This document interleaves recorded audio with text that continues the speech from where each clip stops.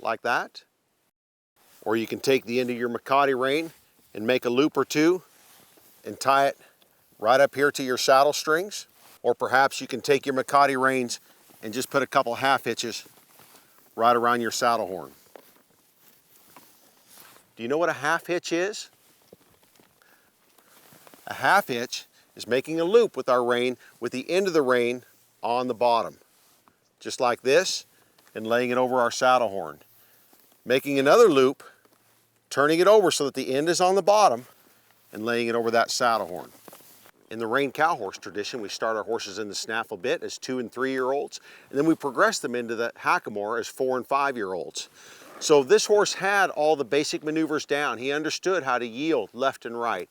And really all horsemanship is teaching a horse to yield to pressure rather than resist against it. But in all of his snaffle bit training, everything was lateral, directly one rein at a time.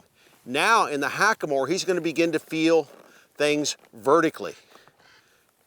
As that rocks on his nose, the cheek pieces come up right alongside his cheeks, and he yields to that. If I pick up on those bridle reins, I need him to get soft. Ooh. So the things that I would have taught him in the snaffle bit, I'll go back and rehearse these things again in the Hackamore.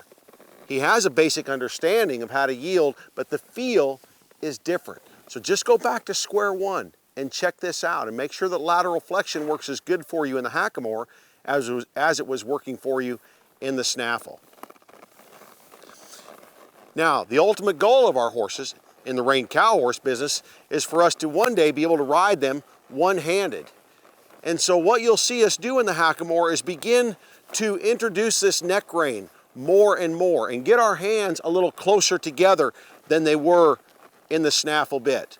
Doesn't mean that sometimes we still won't come out here and help our horses, but we're always heading towards getting them closer together. Traditionally, if you have a little excess Makati rein in your hands, well, you can just make a little loop, just like that, oftentimes in your left hand to take up that slack so you don't get all tangled up.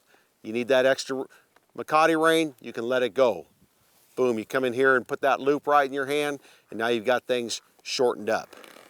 I ask my horse to yield backwards and give to this, and then drive up into it. And just see if he can carry that feel. Now, if your horse couldn't be nice and soft in the snaffle,